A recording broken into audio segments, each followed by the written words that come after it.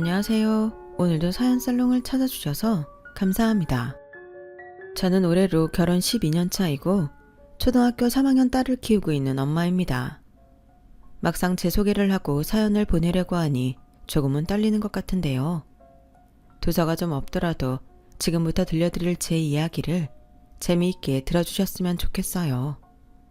그럼 바로 본론의 이야기를 시작해 볼게요. 저는 간호사로 꽤 오랫동안 일했어요. 간호사라는 직업이 3교대로 일을 하다 보니 체력적으로 많이 힘들 때가 많았는데 같은 병원에서 남편을 만나 그 힘든 시간을 버틸 수 있었어요. 남편은 소아과 의사였거든요. 그리고 저희는 장장 5년의 연애를 끝으로 결혼에 골인했고 양가 축복 속에 새 출발을 시작했는데요. 시부모님의 도움으로 남편이 개원을 하면서 저도 자연스럽게 다니던 병원을 그만두고 남편과 함께하게 됐어요. 저희 남편은 성격도 다정다감하고 아이들을 정말 좋아해서 소아과 의사가 되었다고 했는데 그래서 그런지 저희 딸에겐 질투가 날 정도로 좋은 아빠예요. 그리고 삼형제 중 둘째였는데 왜 남자 형제만 있는 집이면 아들 중에서도 딸 역할을 하는 아들이 있다고 하잖아요. 그 딸 역할하는 아들이 바로 제 남편이었어요. 그도 그럴 게 아주버님이랑 서방님은 고집도 세고 시부모님과 자주 부딪히며 속을 썩였다는데 저희 남편은 공부도 잘하고 살가운 구석도 많아 아들 셋 중에 가장 기대도 컸었다고 했어요. 그러니 처음 시댁에 인사를 간 제가 마음에 들지 않으셨겠죠. 저는 의사인 남편에 비해 내세울 직업도 아니었고 집안도 그다지 넉넉하지 않았으니까요. 그런데 그에 반면 시댁은 꽤 규모가 큰 상가 건물과 지방이지만 넓은 땅을 갖고 계셨고 거기서 나오는 수입으로 편하게 생활하고 계셨는데요. 나중에 들어보니 시아버님이 일찍이 부동산 쪽에 관심이 많으셔서 그 나이 또래치고는 경제적으로는 남부럽지 않을 정도의 부를 갖게 되셨다고 하더군요. 그래서 결혼 허락을 받기까지 반년 정도 시간이 걸렸어요.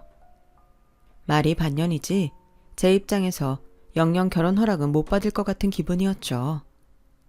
하지만 자식이기는 부모 없다고 당신들이 가장 아끼고 의지하는 아들이 제가 아니면 안 된다고 하니 시부모님은 어쩔 수 없이 저를 며느리로 받아주셨고 저는 시부모님의 마음을 모르지 않았기에 시부모님의 마음에 들려고 무진장 노력을 했는데 다행히 시부모님 두 분 다 제 노력을 예쁘게 봐주셨어요.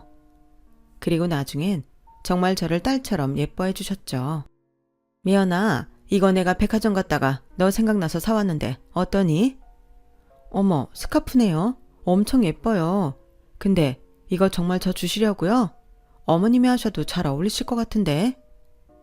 나는 스카프 많잖아. 그리고 네가 가만 보면 감기에도 잘 걸리는 것 같고. 그래서 겸사겸사 너 생각해서 샀어. 혹시 마음에 안 들면 다른 걸로 바꿔도 된다? 아니에요. 마음에 들어요.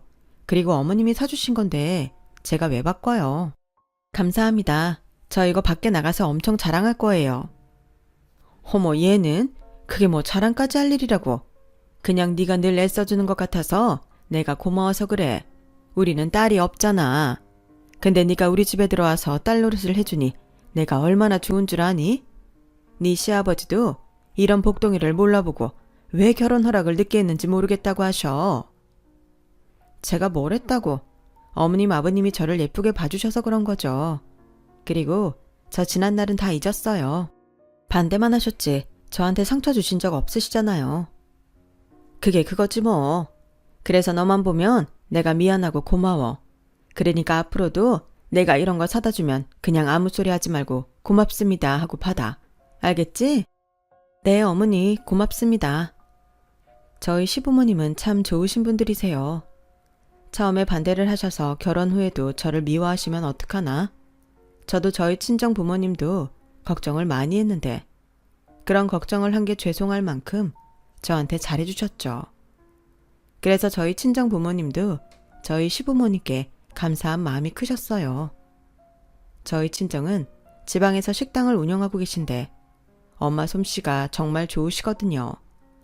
그래서 철이면 철마다 음식을 하셔서 저희 시부모님께 보내드리고 계신데 그럼 또 저희 시부모님이 얼마나 감사해 하시는지 몰라요. 이렇듯 양가 부모님이 모두 사이가 좋고 저희를 예뻐해 주시니 걱정할 일이 없었는데 원래 집안에 문제하는 한 명쯤 있기 마련이라고 저희 시부모님과 저희 남편은 서방님 때문에 골머리를 앓을 때가 많았어요. 참고로 남편의 형이자 아주버님은 부모님이 반대하는 결혼을 했다가 엑스와이프한테 된통당하고 갖고 있던 재산까지 홀라당 날린 뒤 이혼해서 정신을 차렸다는데 그 뒤로는 순한 양이 되어서 시부모님이 하시는 말씀이면 깜빡 죽는 장남이 되었죠. 물론 말은 여전히 틱틱거리셨지만요. 그래도 아주버님은 시부모님의 도움 없이 자기 혼자의 힘으로 회사를 운영하고 계신데 나름 아직까지도 잘 운영하고 계세요. 첫쪽하라고 저희 딸한테도 엄청 잘해주시고요. 그래서 저도 혼자 계신 아주버님을 생각해 반찬도 가져다 드리고 영양제도 챙겨드리는 등 제 나름대로 신경을 많이 써드리고 있는데 문제는 한결같이 사고만 치고 다니는 서방님이었어요. 남편한테 듣기로 서방님은 학교 다닐 때부터 그 명성이 대단했다고 했는데 공부는 뭐 기대도 하지 않았는데 그렇게 온갖 나쁜 짓은 다 하고 다녔대요. 친구들 괴롭히는 것부터 시작해 남의 오토바이도 훔쳐서 타다 사고도 크게 낸 적이 있었다고 했는데 그래서 시부모님이 그렇게 걱정을 달고 살았다고 했어요. 그래서 서방님한테는 기대라고는 눈꼽만큼도 없었다며 다 괜찮으니 제발 남한테 해로운 짓이나 하지 말고 조용히 살라고 하셨는데 서방님은 그것 하나 지키는 게 어려운 듯 했어요. 성인이 된 서방님은 자기 사업을 하고 싶다며 가게 차리게 돈 5천만 원을 달라고 시부모님을 졸랐고 시부모님은 무슨 5천만 원이냐며 성인이 된 이상 5천 원도 그냥은 주지 않겠다고 하셨는데 서방님은 그 길로 시부모님께 앙심을 품고 집에 돈 될 만한 것들을 전부 들고 집을 나가버렸죠. 아휴, 내가 사람 새끼를 키운 게 아니고 도둑 새끼를 키웠지. 아니, 세상에 간도 커. 어떻게 집안 물건을 훔쳐서 도망갈 생각을 해? 어머니, 진정하세요. 혈압 높으셔서 계속 흥분하시면 위험해요. 너는 내가 지금 흥분 안 하게 생겼니? 걔가 내 귀금속이랑 카드랑 다 가져갔어. 내 차 키 어딨어? 그것도 가져간 거 아니야? 이놈의 새끼, 면허도 없는 게 간땡이도 커요. 아휴, 내가 진짜 미쳐. 이렇듯 저희 서방님은 간도 크고 겁대가리도 없었어요. 그렇게 집안의 물건을 훔쳐 도망간 서방님은 집에는 영영 돌아오지 않을 것처럼 소식을 끊어버렸는데요. 시아버님이 단단히 화가 나셔서 당신은 이제 아들 하나 없는 셈 치겠다고 하시면서 차량도 카드도 모두 도난 신고를 하셨어요. 그런데 이젠 카드도 쓸 수 없게 된 서방님은 그럼에도 불구하고 집에 들어오지 않았는데요. 나중에 알고 보니 시어머니는 당신의 못난 아들이 돈이 없어서 범죄라도 저지를까 걱정이 돼서 다달이 용돈을 보냈다고 하시더군요. 그러니 서방님은 더더욱 아쉬울 게 없었고 집에는 발을 붙이지 않았는데 그러던 어느 날이었어요. 평소 당뇨 고혈압, 거기에 심장질환까지 갖고 계신 시아버님이 갑작스럽게 쓰러지셔서 집안이 발칵 뒤집어졌어요. 그런데 서방님은 그 소식을 듣고도 병원에 나타나지 않더라고요. 그제야 시어머님은 서방님이 너무 괘씸하다며 그동안 당신이 서방님께 용돈을 보냈다는 사실을 다른 자식들에게 털어놓으셨는데 그 말을 들은 아주버님이 한숨을 쉬셨고 결국엔 시어머님께 따지듯 그러시더군요. 이게 다 엄마 때문이지 뭐. 맨날 막내라고 싸고들고 나도 돈 떨어졌는데 이놈이 웬일로 집에 안 들어오나 했다. 그렇게 다달이 용돈이 들어오는데 집에 들어오고 싶겠어.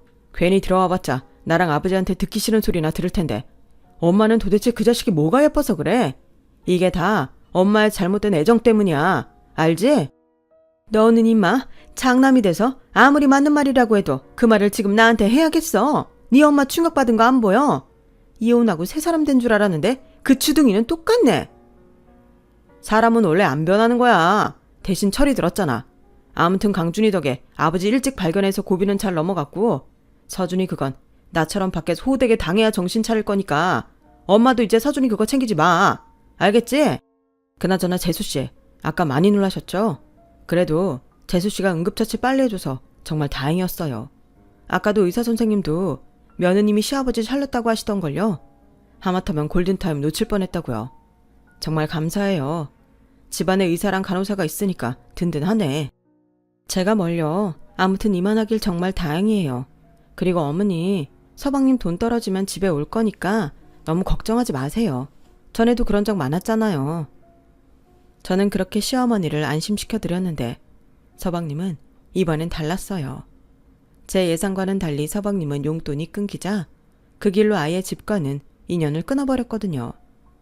시아버님 역시 당신이 죽을지도 모른다고 하는데 나타나지 않는 아들은 이 세상에 없는 아들이라며 행여 나중에 집에 돌아와도 받아주지 말라고 신신당부하셨고 그렇게 3년이 지났어요. 그동안 시어머님은 종종 서방님 걱정을 하긴 했지만 무소식이 희소식이라고 여기며 사고만 안 치면 어떻게 살아도 괜찮다고 생각하시며 지냈는데요. 그러던 중 서방님의 연락이 왔어요. 저희 남편한테요. 그때는 저도 이미 딸아이를 출산한 뒤였는데 한동안 생사도 모르는 동생이 연락해오자 남편은 자기 동생한테 무슨 일이 생긴 건 아닌지 덜컥 걱정부터 하더군요. 저는 솔직히 그러면 안 되는데 서방님의 연락이 반갑지 않았어요. 저 역시 불안했거든요. 지금의 평화로운 일상이 깨져버릴 것만 같았어요. 그리고 그런 제 예감은 빗나가지 않았죠. 남편에게 전화한 서방님은 무슨 다단계 사업을 했던 것 같은데 사채를 너무 써서 감당이 안 될 지경이라고 했어요. 그리고 현재 동거하는 여자가 있다고 했는데 그 여자가 임신을 했다고 하더라고요. 뭐? 서방님을 만나러 간다고? 거기가 어딘데? 통영이라고 하던데 일단 가보려고. 재수시 될 사람이 임신 중이라고 하는데 맨날 사채업자들이 찾아오고 그러나 봐. 가서 뭘 어쩌려고. 설마 그 빚 대신 갚아주려는 건 아니지? 우선 다른 가족들한테 얘기하는 게 먼저이지 않을까? 나도 그러고 싶은데 서준이가 다른 가족들한테는 알리고 싶지 않다고 해서 일단 내려가서 사태 좀 파악하고 둘 다 데리고 와야지. 엄마 아버지도 말만 그랬지 서준이 걱정 많이 했잖아. 게다가 손주까지 뱃속에 있는데 내치기야 하시겠어? 저는 남편의 말에 더는 아무 말도 하지 못했어요. 남편은 이미 서방님과 얼굴도 모르는 예비동서를 데리고 올 심상이었고 자머리 잘 굴리는 서방님은 마음 여린 작은 형이 그럴 거라는 걸 알고 제 남편한테 연락을 했을 게 뻔했으니까요. 그리고 남편은 서방님 내외가 있다는 통영으로 내려갔고 저는 시부모님과 아주버님께 이 사실을 알렸어요. 그러자 정말 남편 말대로 시부모님은 별 말씀이 없으셨고 아주버님만 방방 뛰셨는데요. 사채요? 이놈의 자식 정신 못 차렸네. 엄마, 아버지, 서준이 그거 절대 받아주면 안 돼요. 그 자식 지가 수습 못할 것 같으니까 강준이한테 연락한 거잖아. 너 좀 조용히 해. 다른 건 몰라도 뱃속에 애가 있다잖아. 엄마도 서준이한테 접고 들어가는 거야? 손주 때문에? 시끄러워. 나도 서준이 그거 생각만 하면 당연히 받아주고 싶지 않지만 애가 무슨 죄냐? 그래도 우리 핏줄인데. 아휴, 그래서 강준이는 서준이랑 그처를 데리러 간 거야? 일단은 사태 파악해본다고 내려갔어요. 다른 가족들한테는 비밀로 해달라고 했는데 저는 말씀드려야 할 것 같아서요. 비밀은 무슨? 그냥 하는 소리지. 지우레미야, 너 강준이한테 연락해서 일단 정리는 천천히 해도 되니 서준이랑 서준이 저 데리고 오라고 해라. 아버지, 언제는 서준이는 자식도 아니라면서요. 전륜이 끊겠다고 하면 끊어지냐? 지도 이제 가장인데 뭐라도 달라졌겠지. 그렇게 시부모님은 어쩔 수 없다는 듯 서방님을 받아들이기로 하셨고 제 연락을 받은 남편은 안 그래도 서방님 내외가 월세 보증금 다 까먹고 길거리에 나앉게 생겨서 그냥 두고 올 수 없을 것 같아 부모님께 말씀드리고 데리고 올라오려 했다고 했어요. 남편한테 그 말을 듣는데 어찌나 속이 답답하든지. 그렇잖아요. 세상에 얼마나 한심하게 살았으면 뱃속에 아이까지 있는데 방학 한 없이 길거리에 나앉냐고요. 아무튼 그 일로 서방님은 집으로 돌아왔어요. 나갈 때는 혼자였지만 돌아올 때는 처자식과 함께였죠. 사실 서방님이 어떤 사람인지 알기에 제 입장에서는 동서도 어떤 사람일지 걱정이 많이 됐어요. 그런데 막상 마주하게 된 동서는 뭐랄까 사람을 홀리게 하는 재주가 있었는데요. 처음 보는 가족들 앞에서도 어머님, 아버님, 형님, 아주버님 이러면서 말도 잘하고 집안일도 시키지 않았는데 알아서 하려는 등 생각했던 것보다 사람이 괜찮더라고요. 그래서인지 시부모님은 마지막이라고 하시며 서방님의 그 많던 빚을 갖고 있던 땅을 팔아 해결해 주셨고, 서방님 내외가 당장은 갈 곳이 없으니 일단 시댁에 들어와 살게 해주셨는데, 정말 시아버님 말씀대로 처자식이 생겨 철이 든 건지 평소 같았으면 따로 나가서 살게 아파트라도 해달라고 했을 서방님이 시부모님께 감사하다며 큰절까지 하더군요. 그리고 동서는 옆에서 감사하다며 눈물까지 보였고, 그러면서 어머님, 아버님 정말 감사합니다. 제가 앞으로 정말 잘할게요. 제 부모님이라고 생각하고 평생 효도하고 살게요. 라고 하는데 저희 시어머니는 이제야 당신 막내 아들도 사람답게 살게 되었다며 눈물까지 보이시며 기뻐하셨어요. 그리고 제 입장에서도 나쁠 게 없었는데 이제 며느리가 저 혼자가 아니니 한결 수월했고, 동서는 시부모님과 함께 지내고 있으니 제 걱정이 확 줄어서 저도 동서한테 고마운 마음이 컸어요. 괜히 알지도 못하면서 선입견으로 동서를 판단한 게 아닐까 미안한 마음도 있었고, 그래서 저도 시어머님이 받은 것처럼 동서를 친동생처럼 생각하고 뭐 하나라도 더 챙겨주려고 했죠. 그런데 문제는 그 다음이었어요. 식구들 모두가 마음을 내려놓고 서방님 내외를 인정하자 개벌은 남 못 준다고 서방님이 호시탐탐 시부모님의 돈을 노렸고, 동서는 뱃속의 아기가 아들이라는 걸 알자 그게 마치 자기의 권력이라도 되는 듯 집안 전체를 자기 손바닥에 올려놓고 쥐락펴락하려고 했거든요. 아주버님, 저 솔직히 아주버님한테 너무 서운해요. 네? 갑자기 무슨, 제가 뭐 실수라도 했어요? 그게 이희한테 들어보니까 아주버님이 운영하는 회사가 나름 잘 나간다면서요. 그런데 어떻게 하나뿐인 동생을 이렇게 놀게 할 수 있어요? 회사에 부장급으로 자리 하나 마련해 줄 수 있잖아요. 월에 500 정도만 주시면 딱 좋을 것 같은데. 네? 500이요? 그냥 직원으로 들어오겠다고 해도 허락을 할까 말까인데. 재수씨가 보기보다 통이 크시네. 그리고 제가 왜 동생이 하나밖에 없어요? 여기 잘 나가는 의사 동생도 있는데.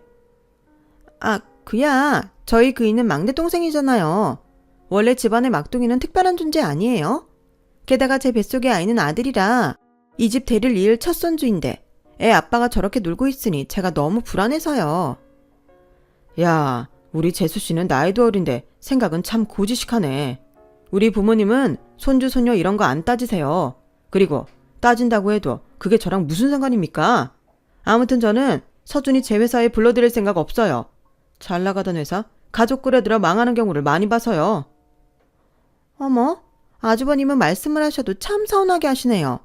막말로 아주버님은 자식도 없으신데 그러면 나중에 그 사업 누구한테 물려주시려고요? 잘 키운 회사 후계자도 없이 남의 손에 넘기실 거예요? 순간 저도 남편도 아주버님까지 동서의 말에 어이가 없어 아무 말도 하지 못했어요. 특히 아주버님은 황당해서 동서 얼굴만 빤히 쳐다봤는데 제가 손윗사람으로 가만히 있을 순 없겠더라고요. 그래서 동서한테 따끔하게 말했어요. 하지만 적반하장이 따로 없었죠. 동서, 그만해. 서방님 때문에 불안한 건 알겠는데 그래도 지금 그건 선 넘는 거지. 아주버님이 먼저 손 내민 것도 아닌데 뭘 그렇게 집요하게 그래? 형님, 왜요? 저희 아들이 아주버님 회사 물려받을까봐 벌써부터 견제하시는 거예요? 형님은 지유리한테 병원 물려주시면 되잖아요. 뭐? 동서야말로 뭐가 그렇게 자신이 없어서 아직 태어나지도 않은 애 미래를 걱정해. 둘이 열심히 벌어서 잘 키울 생각을 해야지. 그래서 지금 아주버님께 부탁드리는 거잖아요. 형님은 의사 남편도 있고 시부모님 돈으로 개원도 했으면서 지금 저한테는 아무것도 받지 말고 저희 힘으로 애 키우라고요? 동서가 왜 받은 게 없어? 서방님 빚이랑 동서 카드값 누가 해결해줬는데 그거 해결하느라 어머님 아버님 땅 정리한 거 벌써 잊었어? 동서는 제 말에 더는 할 말이 없는지 얼굴을 잔뜩 일그러뜨렸어요. 하지만 여기서 더 말해봤자 자기한테 이럴 것이 없다고 판단을 했는지 끝내 입을 닫더군요. 이렇듯 동서는 숨겨놓았던 자기 본성을 드러내기 시작했고 집안은 다시 조용할 날이 없게 되었어요. 지난날을 반성하고 새 인생을 살 줄 알았던 서방님은 한탕을 노리며 주식과 도박에 빠졌고, 동서는 자기의 특기를 살려 시부모님께 점수를 따려고 노력하더군요. 그런데 그 방법이 좀 비열했어요. 자기보다 먼저 시집온 저를 은근히 깔아뭉개려 했거든요. 어머니, 형님이 너무 바쁘셔서 같이 시간도 못 보내드렸죠. 그런데 이렇게 애까지 맡기고 어머님 너무 힘드실 것 같아요. 그래서 저는 절대 제 아들 어머님 손 안 빌리려고요. 애는 엄마가 키워야죠. 그래야 정서도 안정되고 커서도 부모 고생한 것도 알고. 그래, 근데 지우리 엄마도 나름 최선을 다해. 지우리도 내가 안쓰러워서 봐준다고 했지 처음부터 나한테 맡기려고 하지도 않았다. 만약 너도 직업이 있고 그랬다면 나는 너한테도 똑같이 애 봐준다고 했을 거야. 정말요? 우리 어머니는 전생에 천사였나 봐. 세상에 이런 시어머니가 어딨어요. 저는 정말 어머님이 너무 좋아요. 제가 친정엄마가 없어서 그런가? 어머님은 저한테 시어머님 같지 않고 친엄마 같다니까요. 에휴, 엄마 정이 얼마나 그리우면 그럴까? 나도 너 막내딸 같아. 솔직히 아들 셋 중에 우리 서준이가 좀 많이 부족하잖아. 그래도 널 만나 얼마나 다행인지. 난 너만 보면 참 고마워. 저 대화를 제가 옆에서 다 들었어요. 뭐 친정엄마 없어서 시어머님께 더 많은 사랑과 관심을 바라는 건 이해할 수 있는데 왜 가만히 있는 저를 끌어들이는 건지. 동서의 본 모습을 이미 안 저는 동서와 더 이상 가까이 지내려 하지 않았어요. 동서는 저와 사이가 틀어지기 전에도 오로지 저희 병원 수입이 얼마나 나는지, 그리고 그 중에 저와 남편이 월급으로 가져오는 돈이 얼마인지 같은 돈에만 관심이 있을 뿐 동서지간 잘 지내려는 노력은 하지 않았는데, 웃긴 건 아주버님 없이 저희들끼리 시부모님 모시고 식사 자리를 마련하면 당연하다는 듯 저한테 계산을 미루더군요.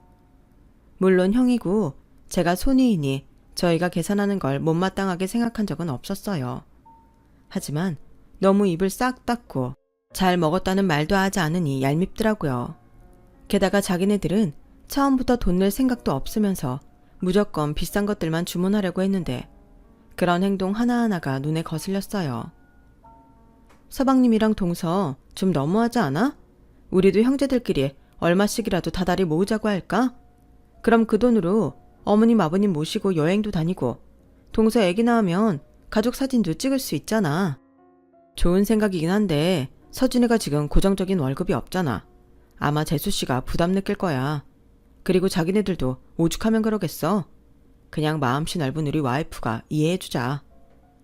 자기는 너무 물론 그래서 내가 좋아했지만 그래도 가끔은 좀 아닌 건 아니라고 해줬으면 좋겠어. 아주버님 봐. 할 말 딱딱 하시잖아. 둘이 반반씩 섞어 놓으면 좋겠네. 그래도 재수씨가 우리 부모님한테는 잘하잖아. 그것만 생각하면 고맙지. 남편은 제가 아무리 말을 해도 저한테 이해하라고 할 뿐 언제나 중립을 지키려 했어요. 그리고 남편 말대로 어찌됐든 동서가 시부모님께는 잘하려고 하니 저도 그 점을 높게 사고 싶었어요. 저 역시 그 덕을 보고 있는 사람이었으니까요. 그런데 점점 동서는 교묘하게 시부모님을 이용하기 시작했고, 제 눈에는 시부모님은 그저 동서가 임신 중이라서 배려해 주려고 하는 것 같은데, 동서는 자기가 가진 아이가 유일하게 대를 이을 손주라 자기한테 잘해 주신다고 생각하는 듯 점점 집안에서 손 하나 까딱하지 않고 시어머니를 시키려 했는데, 거기에 한술 더 떠서 자기가 먹고 싶은 건 시아버님께 사달라고 졸랐어요. 아버님, 까꿍이가요. 샤인머스켓이 먹고 싶대요. 좀 사다 주시면 안 돼요? 이왕이면 생긴 것도 예쁜 백화점 걸로. 샤인머스켓? 그게 뭐냐? 백화점 가면 팔아? 네, 엄청 달고 맛있어요. 우리 왕자님은 피부 미남이 되려고 하나? 과일이 엄청 땡기네요. 시아버님은 동서의 말에 허허하면서 그 길로 백화점으로 가셨어요. 그 모습을 본 저와 남편 그리고 아주버님은 입이 떡하고 벌어졌는데요. 평소 그런 심부름은 일절하신 적이 없는 시아버님이셨거든요.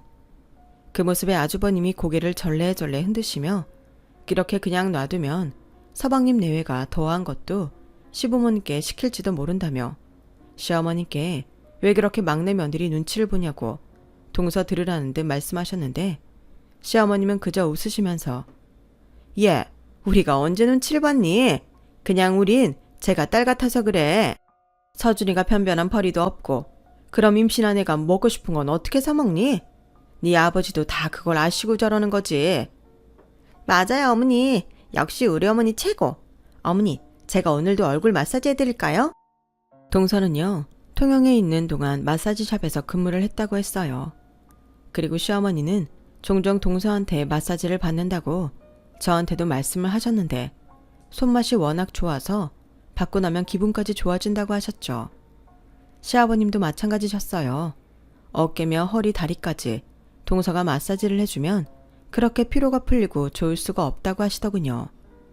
그렇게 동서가 시부모님을 구워 삼는 동안 서방님은 계속해서 한탕을 쫓았는데 다 없어진 빚도 차곡차곡 다시 쌓이고 있는 중이었어요. 물론 식구들 아무도 그걸 몰랐죠. 그리고 동서가 그리고 있는 큰 그림도 눈치채지 못했어요. 하지만 지금 생각해보면 시동생 부부의 검은 속내는 빤히 보였는데 그걸 못 봤다니 저희 모두가 귀신에 홀린 것 같은 기분까지 듭니다. 그리고 드디어 제가 조금 감을 잡았던 때가 있었는데요. 아버님은 저희 까꿍이가 커서 뭐가 됐으면 좋겠어요? 너도 참 성격 급하다. 아직 태어나지도 않은 애한테 무슨 그런 생각을 해. 그저 건강하게만 태어나고 자라면 바랄 게 없지. 에이, 그래도 첫째 아주버님처럼 사업을 하든가 둘째 아주버님처럼 전문직을 하든가 뭐 그런 바람이 있잖아요. 저는 의사는 집안에 있으니까 변호사나 검사면 어떨까 싶어요. 그래, 집안에 검사나 변호사가 있으면 좋지. 그러려면 네가 뒷바라지 엄청 잘해야 할 텐데 자신은 있고. 아버님도 참 요즘은 다 돈으로 키우죠. 요즘은 아이 하나 키우는데 10억은 든다고 하던데. 그래서 할머니 할아버지가 금전적인 지원도 팍팍 해주고 재산은 요즘은 장난 말고 손자한테 그렇게 물려준대요. 그래, 그거 몰랐구나. 에이, 지금이라도 아셨으니까 됐죠. 아버님은 저희 아들한테 얼마나 주실 거예요? 저 말을 듣는데 저도 그렇고 남편도 눈이 동그래졌어요. 정신이 번쩍 든 거죠. 그 순간 아주버님이 자리에 없는 게 얼마나 아쉽던지. 그래서 제가 나섰어요. 동서 지금 뭐해? 얼마를 주실 거라니? 그런 질문이 어딨어? 왜요? 요즘은 다 그러는데? 능력 있는 할머니 할아버지가 손주 손녀한테 경제적인 지원하는 거 얘기 못 들어보셨어요? 그래도 그렇지. 자기는 어떻게 그걸 노골적으로 그렇게 물어? 어머님 아버님이 어련히 해주실까? 에이, 형님은 그게 문제예요. 사람이 왜 그렇게 솔직하지 못해요? 형님 지금 지율이보다 제 아들이 더 많이 받을까 전전긍긍 하시는 거잖아요. 그리고 왜 그렇게 저를 미워하세요? 저는 형님이랑 어떻게든 잘 지내보려고 노력하는데 정말 형님 너무 서운해요. 동서는 갑자기 저한테 서운하다고 하더니 이내 눈물까지 뚝뚝 흘리며 울기 시작했어요. 그러자 그 모습을 지켜만 보던 서방님이 호들갑을 떨며 동서를 달랬고 급기야 동서는 배가 뭉치는 것 같다며 서방님께 매달리는데 누가 보면 출산이 임박한 줄 알겠더라고요. 그리고 그날 이후부터 서방님은 제가 자기 와이프를 너무 힘들게 한다며 분가를 하겠다고 나섰고 아이도 태어날 거니 학군 좋은 아파트를 해달라고 시부모님께 당당하게 요구했어요. 시어머님이 분가를 하고 싶으면 알아서 할 일이지 무슨 학군 따져가며 아파트를 사달라고 하냐며 서방님을 혼내셨는데 무슨 배짱인지 그러면 자기가 알아서 직구해서 나갈 테니 자기가 자리를 잡을 동안 월 300씩만 생활비를 달라고 했다는군요. 저는 처음에 아무리 철이 없어도 정말 그런 소리를 했냐며 시어머니께 되물었어요. 그러자 시어머님은 자기가 거짓말을 하겠냐며 한숨을 쉬셨고 저는 시어머니 마음을 달래드리며 마음에도 없는 시동생 편을 들었어요. 서방님도 마음이 조급해져서 그런 말을 했겠죠. 아이는 태어났는데 자기는 벌이도 제대로 없으니까요. 그리고 아이가 태어나면 서방님도 동서도 철이 들 거예요. 에이그, 너는 속도 좋다. 네 동서가 그렇게 너를 걸고 넘어지는데 너는 화도 안 나? 왜 안 나겠어요? 저 솔직히 동서 엄청 얄미워요. 근데 어떡해요. 미우나 고우나 한 가족이잖아요. 어머님이랑 아버님이 중심 잘 잡으시고 저랑 지율 아빠도 서방님이랑 동서게임에 안 넘어가면 그만이죠.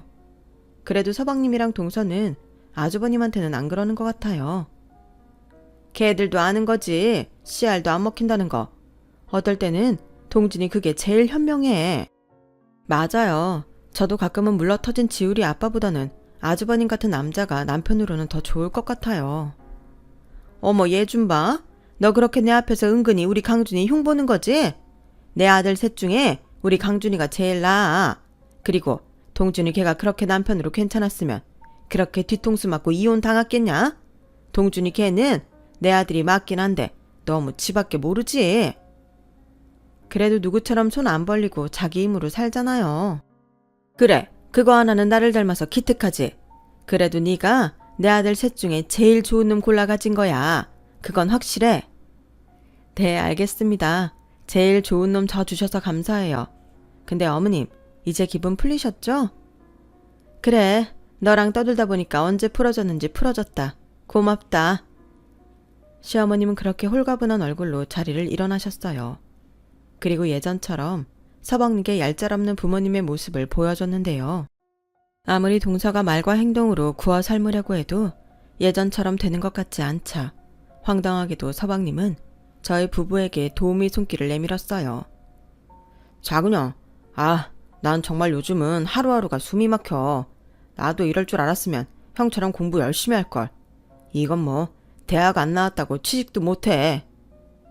못하는 게 어딨어. 네가 이것저것 따지니까 그렇지.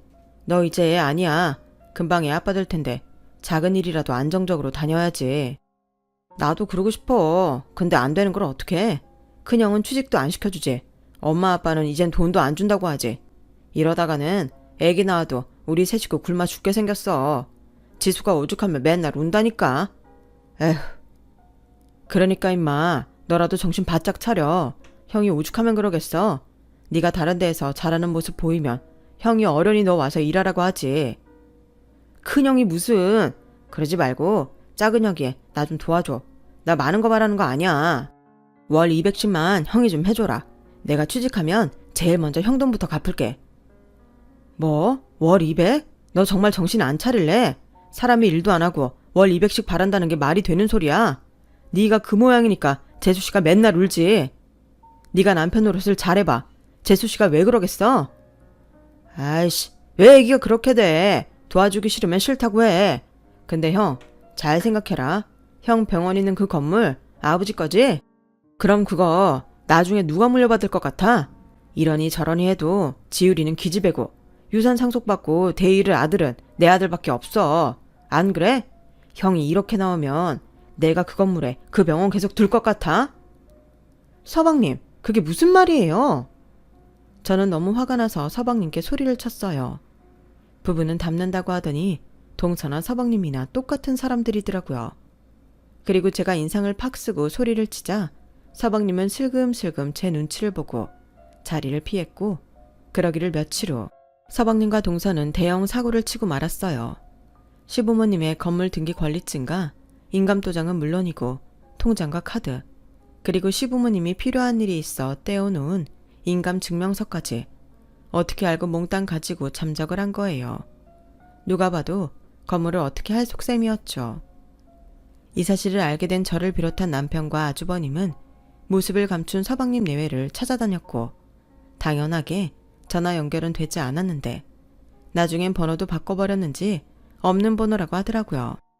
하지만 어차피 이 대한민국 어딘가에 있을 것이 분명했기에 아주버님의 친구인 경찰분의 도움으로 저희는 3일 만에 서방님 내외를 서울의 모텔에서 찾을 수 있었고 아주버님과 경찰 친구의 손에 두 사람은 시부모님 앞에 무릎을 꿇게 되었어요.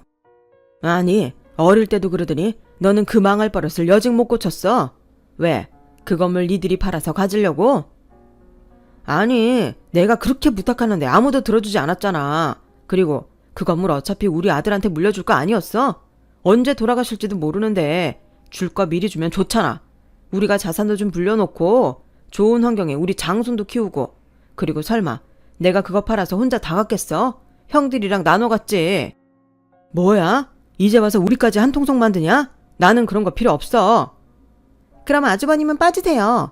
자기야, 그 건물 팔아서 한 7대3 정도 나눠 가지면 되겠다. 동서 미친 거야? 그 건물 주인이 누군데 누구 맘대로 팔고 7대3으로 나눠? 그리고 어머님 아버님이 이렇게 정정하신데 무슨 유산 타령이야. 왜요? 형님이 더 가져야 한다고 생각하세요? 왜요? 형님이라서요? 아들도 못 낳는 주제에. 뭐? 동서는 그렇게 아들 가진 게 자랑이야? 그럼요, 자랑이죠. 형님도 싫으면 빠지시던가요. 난 형님처럼 내숭 떠는 스타일 정말 싫어. 동서는 자기 배를 어루만지며 저를 향해 인상을 팍 쓰고 고개까지 흔들었어요. 그러자 충격 속에 묵묵히 계시던 시아버님이 조용히 하려며 소리를 치셨고, 저는 결혼하고 시아버님의 그런 모습은 처음이었는데, 평소에도 자기 아버지에게 불만이 많았던 서방님은 시아버님의 호통에도 그 입을 가만히 있지 않았어요. 아빠는 왜 나한테 그래? 이건 차별이지. 내가 왜 이렇게 삐뚤어졌는데? 다 엄마랑 아빠가 형들만 예뻐하니까 그런 거잖아. 지금도 봐. 형들은 다 자리 잡고 사는데 나만 이 모양 이 꼴이야. 그리고 이 집안 대우일 자식을 가진 것도 난데 언제 제대로 된 대우라도 해줘 봤어? 지금이라도 나 제대로 된 대우 받고 싶어. 이 건물 팔기 싫으면 내 앞으로 해줘. 지금 같은 세상에 내가 취직을 어떻게 해? 여기서 나오는 임대료로 잘 살게. 대신 엄마랑 아빠한테는 섭섭하지 않게 용돈 드릴 테니까 그렇게 해줘. 집 안 해줘도 돼. 이상가 꼭대기 리모델링해서 살면 되겠더라. 이미 계획도 다 짜놨어. 거기 상가 세입자한테도 나가라고 말 다 해놨다고. 조만간 그 사람들이 엄마나 아빠한테 연락할 거니까 그럼 갖고 계신 돈 중에서 보증금 빼줘. 뭐야? 너 지금 뚫린 입이라고 함부로 짓거릴래? 아니, 새 잘 내고 있는 사람한테 뭐? 나가라고 했다고? 네가 무슨 권리로? 화가 잔뜩 난 아주버님은 단숨에 서방님의 멱살을 잡으셨어요. 원래도 취미가 운동이신데 가뜩이나 마른 서방님은 너무 가볍게 두 다리가 들리더군요. 그러자 그래도 지 남편이라고 동서가 아주버님께 당장 내려놓으라고 난리를 치는데 급기야 아주버님의 팔을 개처럼 물었어요. 아주 난리도 그런 난리가 없었죠. 그러자 시아버님이 자리에서 휘청하시고는 이렇게 말씀하셨는데요. 정말 내가 서준이 저것 때문에 내 명예 못 살지. 네가 정말 천륜을 끊어야 정신을 차릴 거야. 아버님, 세상에 천륜을 어떻게 끊어요? 그럼 무서운 소리 하지 마시고 이이가 해달라는 대로 해주세요. 그럼 저는 약속드린 것처럼 평생 효도하면서 살게요. 네 효도 필요 없다. 천륜을 어떻게 끊냐고? 왜 못 끊어? 그래도 자식이라고 마지막으로 기회 주려고 참았는데 기어코 넌 편하지 않는구나. 어머님까지 정말 이러실 거예요? 그럼 저 아들 손자 낳아도 보여드리지 않을 거예요. 평생. 그리고 제 아들한테 할머니 할아버지 재산은 지내지 않아도 된다고 할 건데 정말 괜찮으시겠어요? 동서, 그 입 안 닫아? 아주 아들 가진 게 유세다. 여보, 가만히 있지만 말고 어떻게 좀 해봐. 이 꼴 계속 보다가는 아버님 또 쓰러지셔. 그래, 일단은 건물이니 유산이니 그런 말 하지 말고 나중에 제대로 정리해. 변호사 끼고 제대로 정리하자고. 참고로 나도 형처럼 아버지랑 엄마 재산에 관심 없어. 대신 재산을 어떻게 할지는 네가 아니라 아버지랑 엄마가 결정해야지. 그러니까 일단 오늘은 일 더 키우지 말고 돌아가자. 서방님 내외는 저희 남편 말에 무슨 희망이라도 봤다는 듯 헛기침을 하며 못 이기는 척 짐을 쌌어요. 그러는 사이 아주버님은 시부모님을 차로 모셨고 아무래도 서방님 내외를 시댁에 데려다주면 계속해서 시부모님을 괴롭힐 것 같아 싫지만 저희 집으로 데리고 갔죠. 저희 집에 와서도 동서는 시댁에서 하던 짓을 똑같이 하려고 했지만 저는 눈 하나 깜짝하지 않았어요. 거기에 내어줄 방은 아이 놀이방밖에 없으니 그 방을 쓰던지 아니면 거실에서 지내라고 했더니 임산부를 어떻게 이렇게 대하냐며 또 입에 거품을 물더군요. 저는 그러거나 말거나 했어요. 아쉬운 건 지네들이지 우리가 아니었으니까요. 동서는 저한테 안방을 내놓으라고 했지만 제가 미쳤나요? 안방을 내어주게요. 그리고 저는 저희 집에 있는 동안 집안일도 시켰는데요. 형님, 저 임산부예요. 알아. 근데 임산부가 너무 안 움직이면 애만 큰다. 그럼 애 낳을 때 얼마나 고생하는 줄 알아? 내가 먼저 경험해봐서 알아. 동서 좀 있으면 막달이잖아. 막달엔 원래 더 움직이는 거야. 동서는 저희 집에 있는 내내 지 맘대로 되지 않는다면서 거의 울상으로 있었어요. 하지만 서방님은 시부모님의 재산 정리 외에는 아무런 관심도 없었는데 이윽고 유산에 대해 이야기를 하시겠다며 시부모님이 저희 모두를 시댁으로 부르셨어요.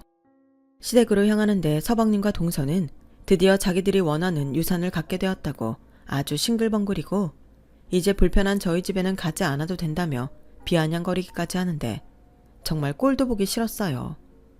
저라고 좋아서 저희 집에 있게 한 게 아니었으니까요. 그리고 그렇게 시댁에 도착하니 아주버님은 먼저 와 계셨는데 시부모님 표정이 좋지 않으시더군요. 그래서 제가 걱정돼서 안색이 왜 그리도 좋지 않냐고 물었는데요. 시어머님이 서방님을 째려보시며 말씀하셨어요. 말도 마라. 서준이 저게 전화로 하루 종일 들들 볶는데 내가 잠을 제대로 못 자서 원형 탈모까지 왔지. 엄마는 무슨 내가 뭘 얼마나 그랬다고. 그냥 나는 현실을 좀 아시라고 몇 마디 한 거지. 됐다. 내가 오늘 너희들을 모두 부른 이유는 이 지긋지긋한 고리를 끊어버리기 위해서다. 오늘부로 재산이니 유산이니 있단 말은 내 집에서 금지다. 네 아버님, 저희는 마음의 준비가 됐어요. 이랑 제가 저희 장손 훌륭하게 키울게요. 시아버님은 아직 아무 말씀도 하지 않으셨는데 동서는 이미 시부모님의 재산은 모두 자기가 챙긴 듯 그렇게 말했어요. 그러자 옆에서 서방님은 고개를 끄덕이는데 그때였죠. 시아버님이 일어나서 방에 들어가시더니 여행 가방 하나를 가지고 나와서 거실 바닥에 툭 떨어뜨리셨어요. 그리고는 서준이 너 이거 가지고 네 차랑 내 집에서 나가라. 아버님, 이게 뭐예요? 혹시 돈이에요? 네 기대에 못 미쳐서 미안하구나. 그 가방엔 니들이 처음 여기 왔을 때 가지고 온 짐이 들었다. 그거 가지고 도로 나가. 아빠, 왜 이래? 이건 아니잖아. 맞아요. 그럼 아들 손주 평생 못 보셔도 상관없으신 거죠? 그래, 우리는 상관없다. 너희들처럼 부모를 우습게 하는 것들한테 낳은 자식이 니들 안 닮았다는 보장이 없잖아. 그리고 말끝마다 아들 손주 운운하는데 내가 네 뱃속에 애가 아들이라서 잘해준 줄 아니? 그냥 우리 집 자손이라 잘해준 거야. 나는 아들 손주 필요 없다. 평생 안 보여줘도 돼. 아니, 우린 안 볼란다. 어머니, 어머니가 저한테 이러시면 어떡해요. 이제 좀 있으면 금방 애기 나오는데 저희 정말 이대로 쫓아내시는 거예요? 땡전 한 푼도 없이? 어머니, 잘못했어요. 저희더러 어디로 가라고요? 이제 와서 그런 말이 다 무슨 소용이니? 여보. 그래, 갈 때는 가더라도 이건 보고 가라. 니들이 그렇게 노리던 유산 상속 서류다. 변호사 통해서 제대로 정리한 거니까 똑똑히 봐. 공증까지 끝난 서류다. 시아버님은 그렇게 말씀하시고는 서류 봉투 하나를 또 서방님 부부 앞에 던지셨어요. 그러자 다급하게 서방님이 서류 봉투를 열었는데 얼굴이 새파랗게 질렸어요. 그리고는 눈물까지 글썽이며 악다구니를 치기 시작했는데요. 이거 진심이야? 나는 뭐 자식도 아니라는 거야? 어떻게 나한테만 끝까지 이래? 나는 뭐 길에서 주워왔어? 차라리 진짜로 우리가 널 길에서 주워왔다면 이 지경까지 오지 않았지. 하지만 이제는 우리도 결심을 해야겠다고 생각했다. 앞으로 우리한테 너는 자식이 아니야. 아니, 세상에 이런 법이 어딨어. 내가 왜 자식이 아니야. 나는 뭐 태어나고 싶어서 태어났어. 자기들이 좋아서 낳아놓고 이러는 법이 어딨냐고. 이건 무효야. 다시 써. 나랑 우리 아들한테 유산 물려준다고 다시 쓰라고. 아니, 같은 부모가 나와서 똑같은 환경에서 키웠는데 어째 너만 그 모양이야. 내가 막내라고 너를 더 챙겼으면 챙겼지 못해준 게 뭐가 있다고. 근데 넌 부모를 부모로 보지 않잖아. 따지고 보면 우리가 널 버리기 전에 네가 먼저 우릴 돈으로 본 거 아니었어? 애당초 땅 팔아서 니들 빚을 갚아주는 게 아니었지. 그저 철들었을 거라고 기대한 우리가 잘못이다. 그러니 이런 꼴을 다 보는 거지. 뭐? 언제 돌아가실지도 모르는데 유산을 미리 달라고? 왜? 네 생각보다 우리가 오래 살까봐 그게 걱정이었냐? 불효막 심한 놈들. 데려와도 저랑 똑 닮은 걸 직작으로 데려와서는 그거 다 봤으면 얼른 이 집에서 나가. 시어머님은 서방님과 동서에게 소리치며 온몸을 부들부들 떠셨어요. 저는 그런 시어머님이 쓰러지실까 안절부절하다 시어머님을 부축해드렸는데 그 문제의 유산 상속 관련 서류에는 이렇게 쓰여 있었어요.